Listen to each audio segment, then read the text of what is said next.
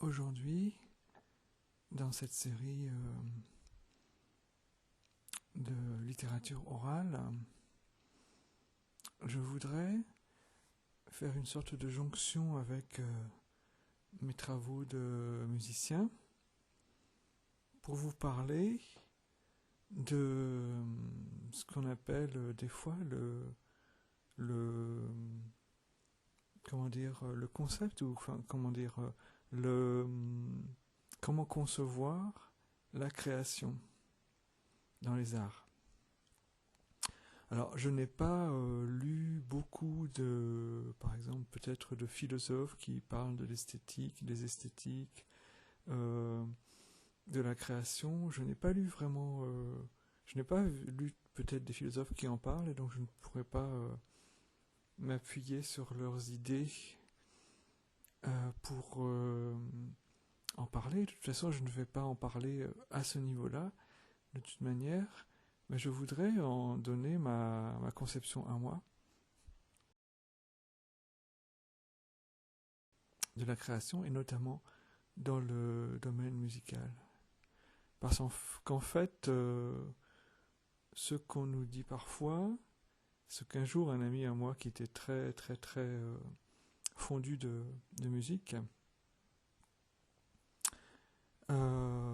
m'avait donné comme définition pour lui de la création musicale, c'était pour lui que l'on créait uniquement parce qu'on avait des influences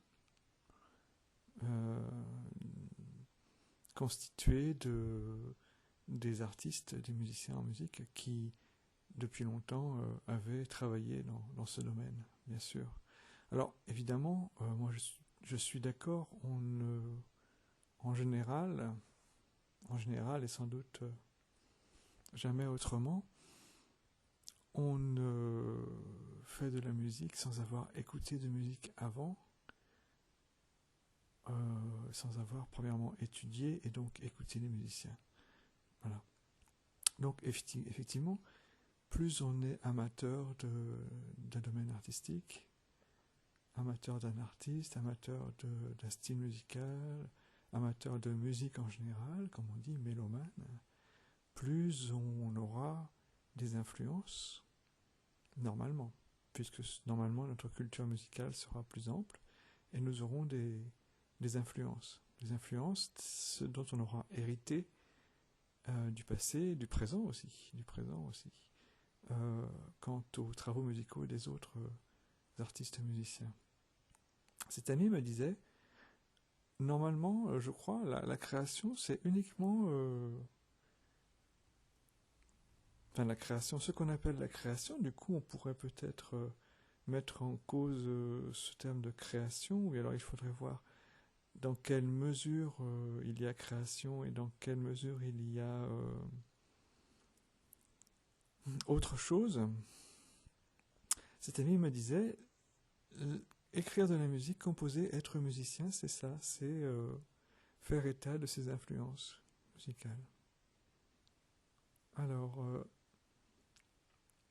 je lui avais dit, non, quand même, il y a aussi de la création.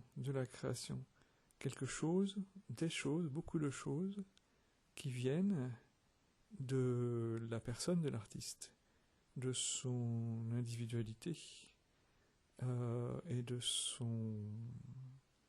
bien sûr aussi de ses compétences, bien sûr, mais de sa subjectivité, voilà. Il faut dire que la musique de tous les artistes musiciens et les expressions artistiques de tous les artistes en général, et parfois on peut étendre ce domaine de la subjectivité à d'autres domaines que les domaines artistiques, dans la vie, dans la société, dans la culture, eh bien en fait la création est une affaire de subjectivité. Voilà. Aussi. C'est ce que je lui avais dit, c'est ce que je vais dire à cet ami. Alors, moi je voudrais dire, pour ne pas ne pas dire autre chose que ce que m'avait dit cet ami, c'est-à-dire que nous avons tous des influences, et j'en suis d'accord, nous avons des influences musicales, nous les musiciens, mais nous avons aussi notre subjectivité qui nous permet de créer. L'aspect créatif, c'est l'aspect de nouveauté que nous apportons dans notre domaine professionnel. Alors, moi, je voudrais dire que je suis comme les autres et que, selon moi, selon cette définition que je viens de donner en 2 parties, influence et subjectivité. Influence et subjectivité. Héritage et création. Alors, je voudrais parler un petit peu dans le domaine musical. Là, au début de cette piste son qui donnera lieu à une vidéo simple sur mes moyens de diffusion, eh bien, en fait, cette nouvelle tentative de littérature orale va vous parler notamment en premier, et je verrai si après j'ai le temps d'ajouter quelque chose sur d'autres domaines artistiques qui sont les miens aussi, peut-être pas, ou peut-être dans d'autres tentatives de littérature orale. Eh bien, en fait, je voudrais vous parler voilà, comme je le répète, de mes influences musicales à moi, c'est-à-dire de mes goûts musicaux. Je ne vais pas en faire de la critique, je ne vais pas en faire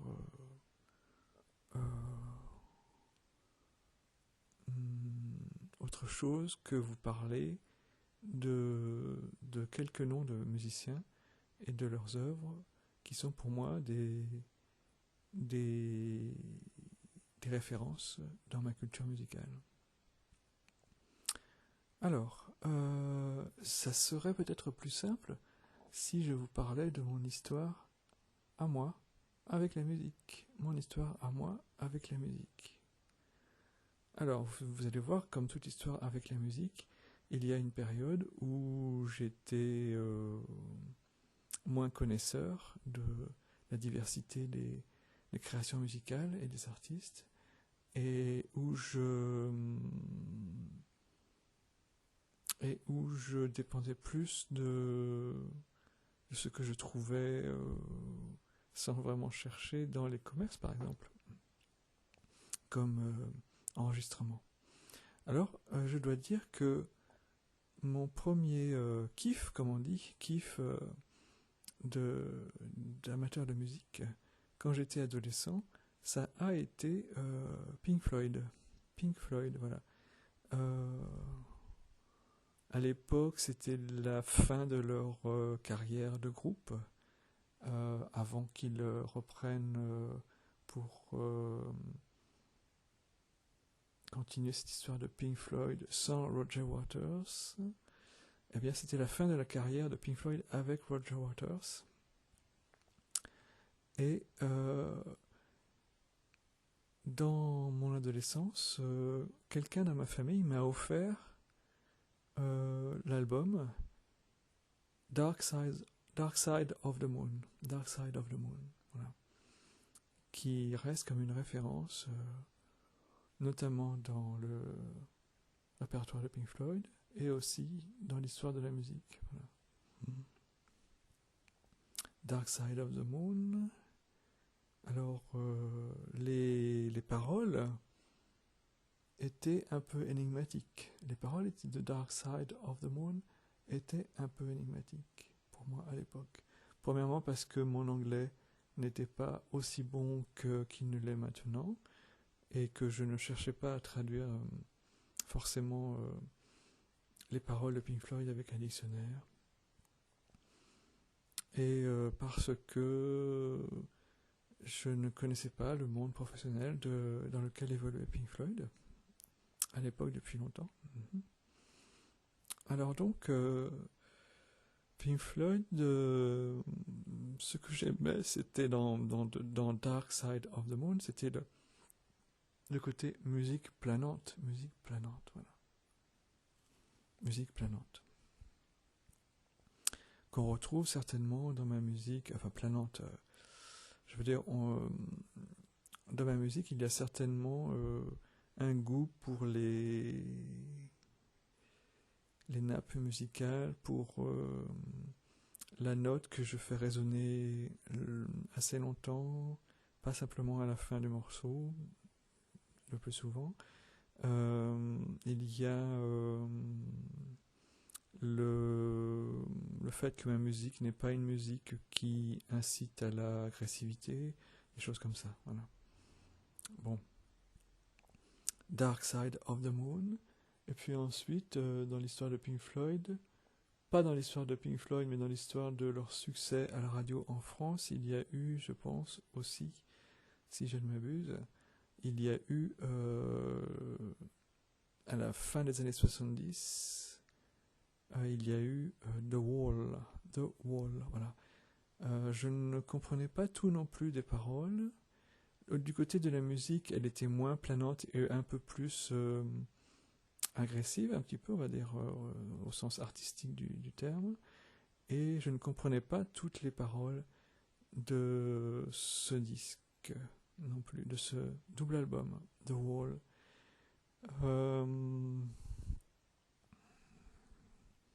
Par contre, j'étais bien persuadé qu'il y avait dans The Wall une grande part de subjectivité des auteurs, notamment des paroles.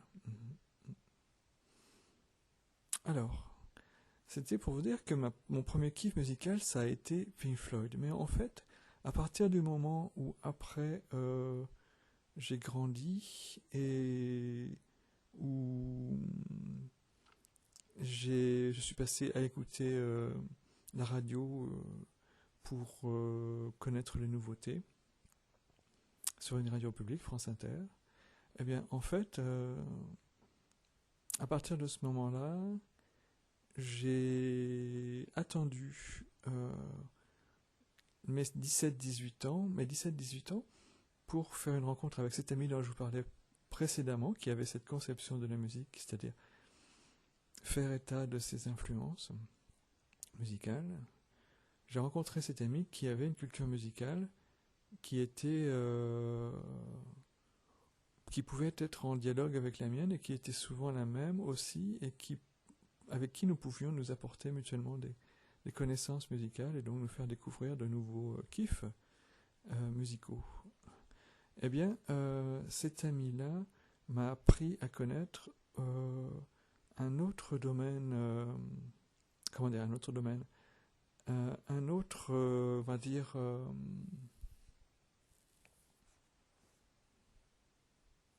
c'est-à-dire, je reprends, cet ami m'a appris à connaître le travail de David Sylvian, voilà, David Sylvian, qui à l'époque était au début de sa carrière solo, et cet ami m'a aussi fait connaître un petit peu quelques albums précédents au sein de Japan avec David Sylvian et de David Sylvian aussi. Voilà. Et je prends ça comme une référence très très très importante parce que après, pendant des années, j'ai suivi la carrière de David Sylvian. Comment s'appelle le deuxième solo? Taking the Veil? Je ne sais plus. Non, Going to Earth. Going to Earth. Secret of the Beehive. Voilà. Et après aussi les albums suivants comme il y a eu après un album, je pense, avec un collaborateur qui était moins intéressant, un peu plus guitare rock, moins intéressant pour moi. Je suis dans la subjectivité. Et, bon, alors je veux dire, qui est différent. Et ensuite, il y a eu l'album Dead Bees on a Cake, avec des sorties de disques avant entre les deux.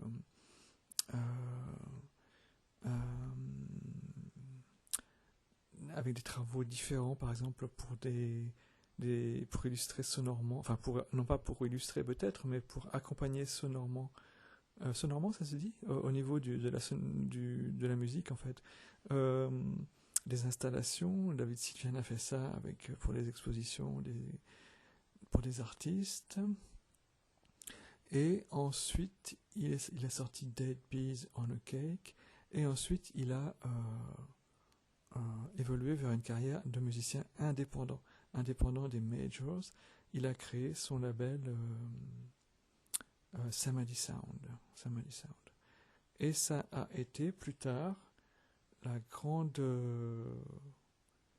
comment dire, le grand choc positif, esthétique de Blemish, puis de Manaphone, voilà, puis de Died in the Wool, voilà, et d'autres sorties de disques aussi, d'albums ou de grande longue nappe musicale avec des collaborateurs. Voilà. David Sylvian est pour moi une référence majeure parce qu'il a été pendant des années, maintenant il est en retraite de son travail de musicien. Il a dit qu'il était en retraite. Samadhi Sound est terminé comme aventure, il a dit, enfin comme aventure, comme on dit des fois à la télé ou à la radio en France, comme moment de sa vie professionnelle. Samadhi Sound, son label, est terminé, je pense. Il a mis fin à cette période de sa vie. Et maintenant, donc, il est à la retraite. Mais c'est une influence majeure pour moi.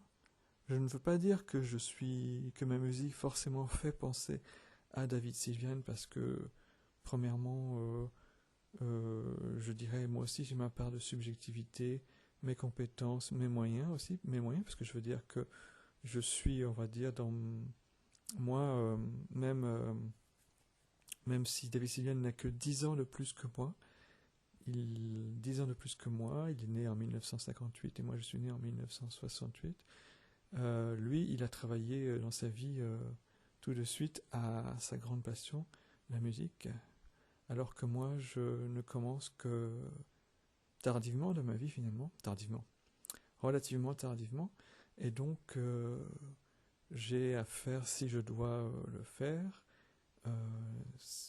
des progrès quant à mes possibilités d'instrumentation, d'arrangement, mes progrès techniques, des progrès quant à ma façon de faire de la musique, car je ne peux pas évidemment atteindre les moyens techniques, ni les compétences, ni même au niveau d'un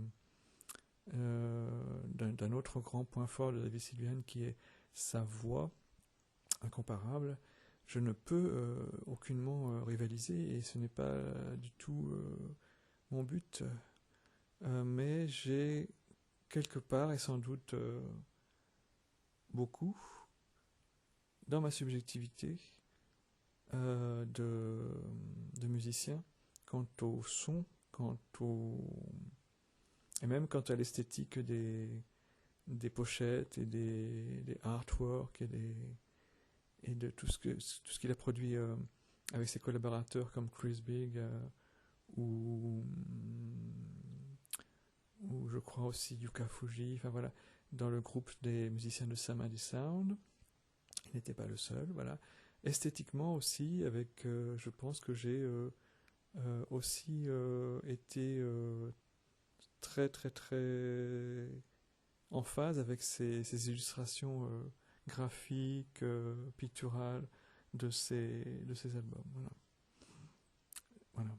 Et donc David Sylvian, influence majeure, quelque part sans doute dans la mesure aussi où, connaissant David Sylvian, je me suis intéressé à tous les musiciens avec qui il collaborait, même dans le jazz, par exemple Kenny Wheeler, par exemple Johan Hassel, et aussi bien sûr, alors là pas forcément dans le jazz, mais dans la musique actuelle, Ryuichi Sakamoto, voilà. Et voilà, et donc j'ai aussi, je pense pendant la période où Samadhi Sound a été ouvert, j'ai acheté, je crois, tous les CD de la collection Samadhi Sound. Tous les CD sortis par le label Samadhi Sound. Parfois de confiance et sans être déçu, et parfois avec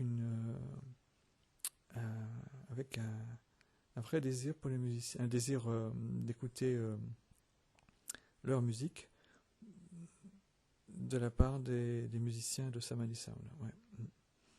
Et donc, c'est une grosse influence pour moi. Bien sûr, il y a aussi dans ce groupe des musiciens de Samadhi Sound, pour deux albums, il y a Harold Bird, voilà. Et j'ai beaucoup apprécié les efforts esthétiques et artistiques du label Samadhi Sound, et notamment de David Sylvian, de son frère Steve Jansen, voilà, c'est ça, qui était aussi dans le groupe Japan auparavant. Voilà, et donc je dois dire que sans en avoir fait un motif de collection, à part quelques enregistrements qui sont plus difficiles à trouver, j'ai dans ma CD Tech tous les enregistrements de David Sylvian, et je crois que j'ai tout le catalogue Samadhi Sound dans ma discothèque aussi. Voilà. Alors à part ça, non, je veux dire, également, grâce à Samadhi Sound, j'ai aussi connu Christian Fennesz, dont j'ai acheté quelques albums, voilà, tout ça m'a permis d'avoir pour moi des influences, bien sûr, et la possibilité de créer grâce à mes possibilités, mes compétences, mes instruments à moi présents ici à mon atelier, voilà, et voilà. Donc c'était comme deuxième grande influence pour ma musique et pour les musiciens que j'ai connus dans ma vie d'amateur de musique, et qui n'est pas terminée, mais heureusement, et que j'aime musicalement. Après le Pink Floyd, eh bien, on va dire David Sylvian, Japan, le label Samadhi Sound,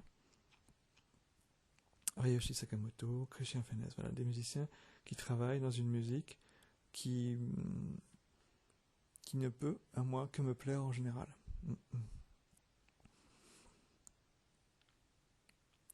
Je dirais, une fois, j'avais écrit quelque part, ou dit quelque part, qu'il y avait peut-être peut-être c'était sur Facebook, à l'époque où je communiquais, à l'époque où j'ai commencé à communiquer avec les gens qui pouvaient me suivre un petit peu sur Facebook. J'avais dit, je crois, ou bien alors c'était dans un commentaire, peut-être tout simplement sur après un post d'un artiste sur Facebook, au début où j'ai commencé à être sur Facebook, quand je n'étais pas encore musicien professionnel, ni même musicien à titre personnel. Eh bien, en fait, j'avais dit qu'il y avait aussi une autre grande figure de la musique, on va dire musique expérimentale, et il y en aura peut-être une troisième, il y en a certainement plus, et j'en ai déjà nommé aussi, mais j'en nommerai peut-être une après avant de peut-être mettre fin à cet enregistrement ici, de cette piste de littérature orale. Eh bien, en fait, il y a Kate Bush, voilà. Kate Bush, qu'est-ce qu'on peut en dire? C'est difficile, on ne la connaît pas beaucoup, Kate Bush elle-même. Alors que, je ne sais pas, bien alors j'ai été moins curieux de suivre sur Internet ce qu'on savait, ou ce qu'on disait, ou ce que faisait Kate Bush, sauf que j'ai aussi également toute sa discographie jusqu'à 50 Words for Snow, Donc je pense qu'il y a aussi des albums qui sont ressortis depuis et qui des Director's Cut. J'ai aussi le Director's Cut et j'ai aussi je n'ai pas racheté dernièrement les CD remasterisés de toute sa carrière, je crois. Elle a fait toute sa carrière sur son label, je pense, Fish People. Elle est devenue indépendante, elle aussi, alors. Je pense. Si ce n'est pas une erreur. Eh bien, en fait, Kate Bush, une musicienne incomparable avec ses musiciens, ses collaborateurs. Il y a, je dirais qu'il y a 3 grands chefs-d'œuvre pour moi dans la carrière de Kate Bush. Il y a The Dreaming, il y a Hounds of Love et il y a Aerial. Comment on dit? Aerial. Aerial. Voilà. Et plus tard, ensuite, il y a... je considère que Director's Cut est un chef-d'œuvre aussi en lui-même. J'aime aussi The Sensual World, mais il est un petit peu en retrait pour moi par rapport à ces 3 chefs-d'œuvre. Mais je ne parle que de ma subjectivité d'amateur de musique, et peut-être que vous et beaucoup de gens seront sans doute en désaccord avec cette opinion et penseront que The Sensual World est un album majeur. Mais c'en est un, mais à mon avis, il est moins évidemment un grand chef-d'œuvre que les 3 autres. Alors Kate Bush est une pianiste principalement, et elle a une voix étonnante, voilà, une voix incomparable, comme David Sylvian a une voix incomparable lui aussi. Alors de Kate Bush, je dirais que c'est plus difficile de dire qu'elle nous a influencé ou qu'elle m'a influencé musicalement, parce qu'en fait, premièrement, c'est une femme, voilà. Pour moi, c'est plus difficile. Ah non, c'est faux, parce que tout à l'heure, je parlerai peut-être d'une influence, une autre influence. C'est pas pour ça, voilà. En voulant improviser cette piste son, je fais une erreur. Bon, ce n'est certainement pas parce que c'est une femme, mais c'est parce que, premièrement, sa voix est inimitable. Et moi, par contre, au niveau de la voix, effectivement, j'ai bien une voix d'homme, et ça, c'est évident. Mais je ne sais pas pourquoi je dirais que il est plus difficile de se sentir influencé par Kate Bush que par le label Sam & Sound, par les œuvres de David Sylvian et de ses collaborateurs. Sans doute parce que, voilà, je dirais, je ne sais pas pourquoi, Kate Bush est plus un kiff, un goût musical pour moi, personnellement, que qu'une influence dont je pourrais en faire quelque chose, en créant quelque chose à partir de ce qu'elle m'a apporté musicalement. Voilà, c'est très différent. Voilà, et pour en venir à une influence féminine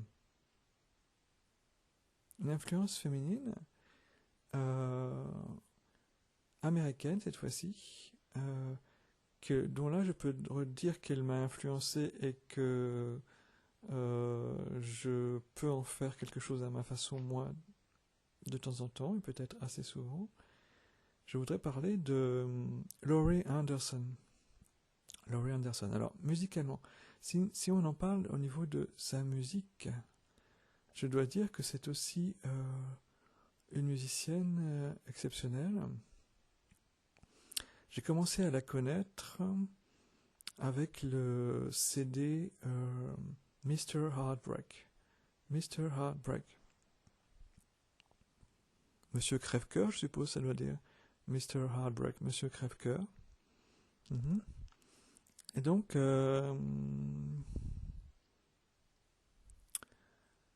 je l'ai acheté, ce CD Mr. Heartbreak, parce que à la fin des années 80, je suis allé voir un film de Wim Wenders, Les ailes du désir, où il y avait un extrait musical, enfin il y avait sur la bande originale du film, pendant quelques minutes, à un moment précis du film, un moment un petit peu plus évocateur au niveau de la mythologie ou des choses comme ça, il y avait l'extrait de la bande originale du film qui s'appelait Angel Fragments. Et en fait, Angel Fragments, il s'est retrouvé sur l'album, et dans le film, je suppose, mais je ne l'ai pas vu, le film, Home of the Brave, un petit peu après. Mais du coup, après avoir vu le film Les ailes du désir, qui est un film, qui est un chef-d'œuvre, c'est sûr, de Wim Wenders, en 1987, je crois, j'ai voulu connaître un petit peu Laurie Anderson, et j'ai acheté, dans la ville où j'étudiais et où j'habitais, Mr. Heartbreak. De Mr. Heartbreak, vous connaissez peut-être surtout Sokoku. Non, Sokoku. Attendez, je vais essayer d'aller dans ma discothèque pour ne pas vous dire n'importe quoi. Est-ce que je vais le trouver? Ma discothèque, je n'ai pas pu la ranger par auteur dernièrement. Donc je ne voudrais pas perdre du temps en cherchant un CD pour bien vous citer le titre du morceau. Alors, ce que je vais faire, c'est que je vais prendre la facilité de regarder sur internet. Voilà. Je vais aller sur internet. Voilà, c'est une bande son improvisée et je vais chercher. Ça prendra moins de temps parce que ma discothèque n'est pas en ordre. Elle est bien rangée mais pas classée. Alors.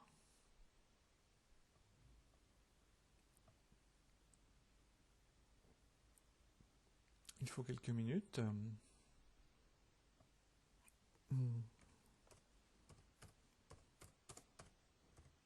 Sur l'album Mr. Heartbreak, vous avez Sharky's Day, vous avez Langue d'amour, vous avez Blue Lagoon, vous avez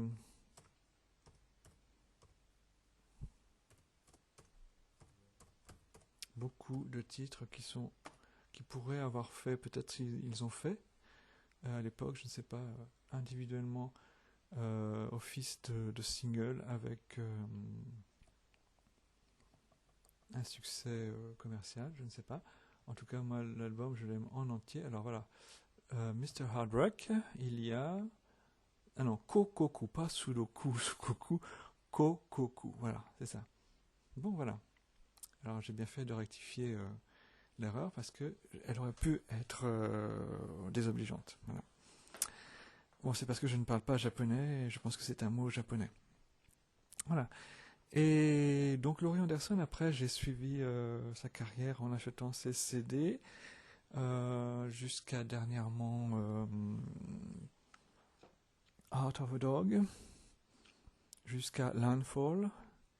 Alors je n'ai pas Party in the Bardo dans ma discothèque, mais je pense que je vais finir par l'acheter. Party in the Bardo, attention, je confonds encore, peut-être que c'est une façon de dire que j'ai suivi son actualité. C'est pas Party in the Bardo, c'est... Party in the Bardo, c'était, je crois, une émission de radio qu'elle faisait. C'est pas ça, voilà. Non, Songs from the Bardo. Songs from the Bardo, voilà. Songs from the Bardo, je l'ai surtout écouté, en aimant beaucoup, cet album aussi, en tant qu'amateur de musique. Je l'ai surtout écouté sur YouTube, voilà. Mais c'est un achat que je vais faire. Bon, alors voilà, donc Laurie Anderson est une influence musicalement. On peut retrouver un point commun entre Kate Bush, David Sylvian et Laurie Anderson, bien que le rendu de leur musique soit très différent. On peut retrouver un goût pour ce qui est suspendu, ce qui est planant, ce qui est un peu parfois ambient. Mais en fait, Laurie Anderson était une artiste singulière dont les paroles sont aussi, comme celles de Kate Bush et de celles de David Sylvian, très importantes. Mais pour vous dire que Laurie Anderson m'a plus influencé que Kate Bush, c'est vrai, mais je dirais, je ne sais pas exactement pourquoi. Peut-être parce que j'ai l'impression que les claviers sont importants dans sa musique, certainement, mais sa musique est très diverse au niveau des instrumentations. Elle est elle-même plutôt violoniste. Je ne sais pas pourquoi d'ailleurs. Pourquoi je dis que elle m'influence plus que Kate Bush. Sans doute parce que Kate Bush... je ne sais pas. Kate Bush, il est très difficile d'être influencé par sa musique parce qu'elle est très singulière, je trouve. Alors que Laurie Anderson est plus dans la pop, peut-être. La pop.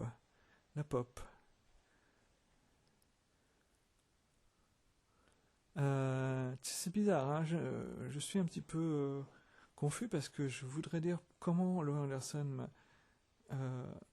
m'a influencé plus au niveau de ma musique. C'est difficile à dire tout simplement parce qu'il est toujours très difficile à dire comment. C'est peut-être pour ça que je n'avais peut-être pas tort par rapport à cet ami qui pensait que la musique c'était créer, enfin qu'être musicien, être artiste, c'était faire état de ses influences. Je crois que c'est pour ça que j'avais raison et peut-être moins lui, c'est-à-dire que je pense effectivement qu'il y a aussi l'aspect création que nous apportons, l'aspect de notre subjectivité, et il est très difficile de dire pourquoi, comment, et de suivre comme on dit maintenant, la traçabilité d'une influence sur un produit musical, sur une création que nous ayons fait. Alors, il est très difficile à dire pourquoi une influence et comment et sous quelle forme elle peut donner quelque chose dans notre musique, dans notre art à nous. Voilà, en fait. On peut dire que des artistes sont inspirants, les artistes nous inspirent, c'est évident, mais sans trop savoir comment, ni sans trop savoir quel est le lien d'inspiration ou euh, d'influence de ces artistes. Voilà. Voilà, donc je tombe sur une énigme en fait. Je vous ai dit ma conception au départ de la création. Avoir des influences, et c'est évident, mais avoir une subjectivité personnelle et en faire quelque chose, mais sans savoir comment ça se passe, tout ça, comment ça se passe en fait. Je ne sais pas si... Je pense que l'on touche à un point aveugle. Comment des artistes que nous aimons nous influencent. On peut peut-être... Ah si, enfin peut-être il y a par exemple dans deux vidéos que j'ai faites, dans deux musiques que j'ai faites, j'utilise une cloche. J'utilise une cloche que j'ai à la maison. Et je l'utilise un petit peu comme dans... Alors il faut que je retrouve le titre qui est un titre de l'album Mr. Heartbreak de Laurie Anderson. Il faut que je retrouve le titre. C'est oui, Gravity's Angel. Gravity's Angel. J'utilise dans deux, peut-être même trois, mais en tout cas dans deux musiques que j'ai réalisées. Un son de cloche que je fais teinter pratiquement continuellement pendant tout un morceau. Ça, on pourrait dire c'est un clin d'œil. C'est pas un clin d'œil parce que c'est pas un clin d'œil parce que c'est pas enfin comment dire, on pourrait dire que c'est un clin d'œil. Un clin d'œil, ça serait un petit peu comment dire sous-traduit par rapport à la réalité, et en même temps un clin d'œil, ce n'est pas pour on peut dire un clin d'œil si on veut, mais l'expression clin d'œil est une expression que que je trouve trop rigolarde. Enfin voilà, c'est ça. En fait, ça c'est une évidence que là, cette idée-là, je l'ai certainement héritée de Gravity's Angel de Laurie Anderson. Voilà. Bon, alors vous voyez, cet après-midi, je suis en train de faire également, pendant que je vous enregistre cette piste son, c'est pas moi qui le fais, mais c'est mon lave-vaisselle. Mon lave-vaisselle est en train de faire la vaisselle. Vous l'entendez?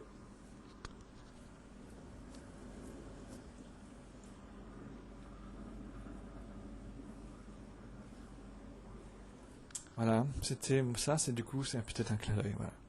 Allez, je vous dis à la prochaine fois.